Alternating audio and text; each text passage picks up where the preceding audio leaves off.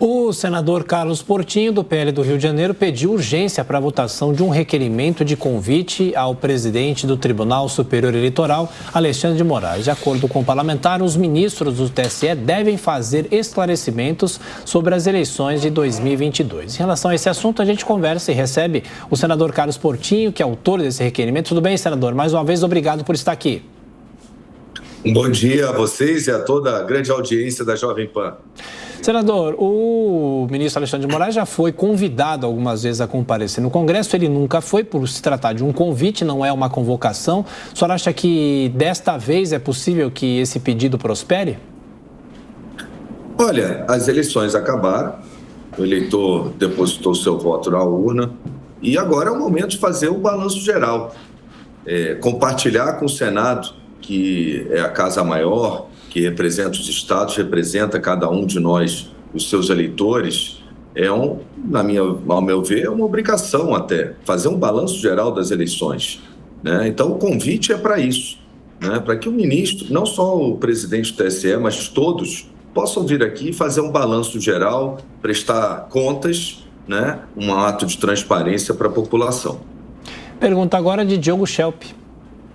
Senador, bom dia. Senador, nesses esclarecimentos, o senhor incluiria também as recentes decisões judiciais, né, pós-eleição, que retiram conteúdo, suspendem contas nas redes sociais? Olha, há um clamor, né, e o Senado tem sido cobrado, inclusive para que aperfeiçoe a legislação. E aí, num balanço geral, a gente pode ter conhecimento das dificuldades até que teve o próprio TSE, para que a gente possa, junto com o Judiciário, aperfeiçoar o processo eleitoral. E, certamente, a questão do combate às fake news, ela deve estar na pauta, porque páginas estão sendo derrubadas e não apenas posts, estão sendo derrubadas sem defesa prévia. A liberdade de expressão é um direito constitucional, é o bem maior que a gente deve preservar, e para que ele seja subvertido, digamos assim, é necessário que o acusado faça a sua defesa prévia. O caso do Marco Sintra, é uma pessoa digna, é o maior exemplo, né? Por quê? A rede foi derrubada, o post dele, sinceramente, apenas fazia uma arguição ao Tribunal Superior Eleitoral e ele não teve nem a chance de se defender, nem de se manifestar previamente, né?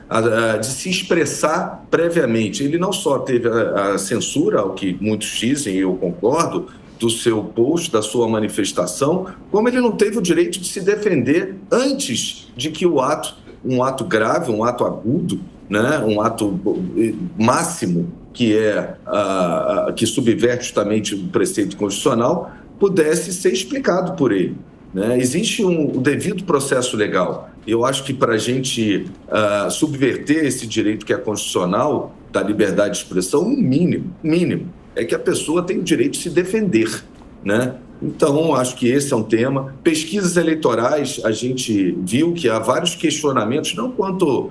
Vou nem entrar no mérito dos resultados dela, né? Mas tem várias questões que a gente pode disciplinar melhor. Por exemplo, só um exemplo, todo dia deve sair uma pesquisa eleitoral ou todo dia isso está influenciando o eleitor? A gente deve ter marcos para as pesquisas eleitorais. Os veículos de imprensa devem, ao longo de uma semana, divulgar todos os resultados ou eles divulgam aqueles resultados seletivamente do que eles querem? São várias questões que o Senado deve se debruçar, sim, e vai, independente da participação do Judiciário, numa legislação própria para essas situações que nós observamos, e ninguém melhor do que o Judiciário para vir aqui, fazer o balanço geral dessas eleições e poder até nos orientar naquilo que o legislador possa fazer aqui para aperfeiçoar. Roberto Mota. Senador, bom dia. As pessoas continuam sendo censuradas, canceladas e investigadas por dar opinião.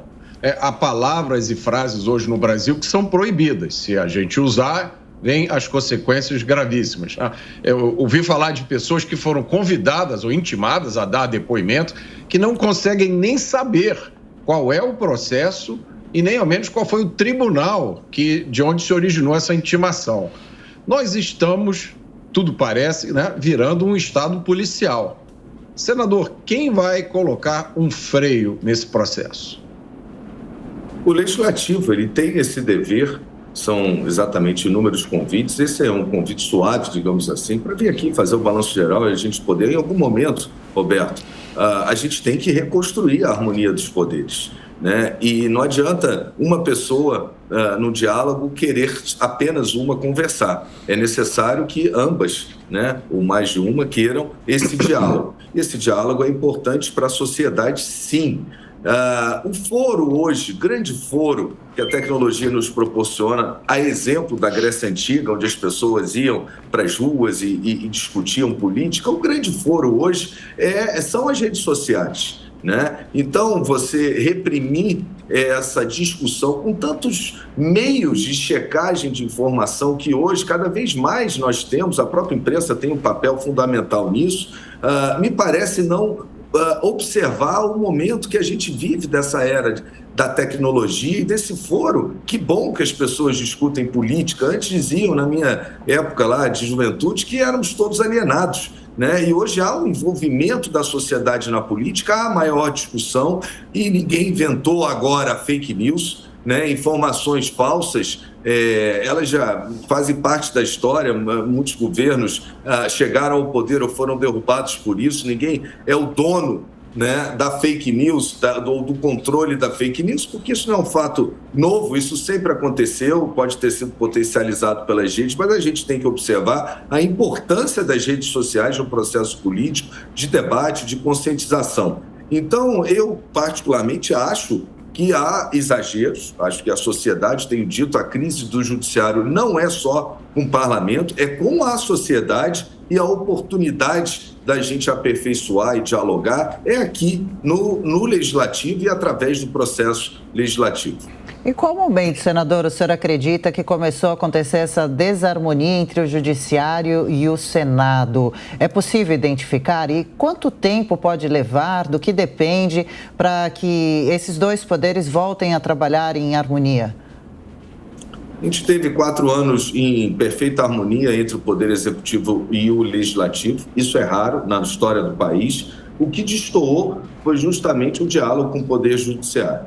E muito disso pela resistência do Poder Judiciário em compreender que a casa que faz leis é o Poder Legislativo.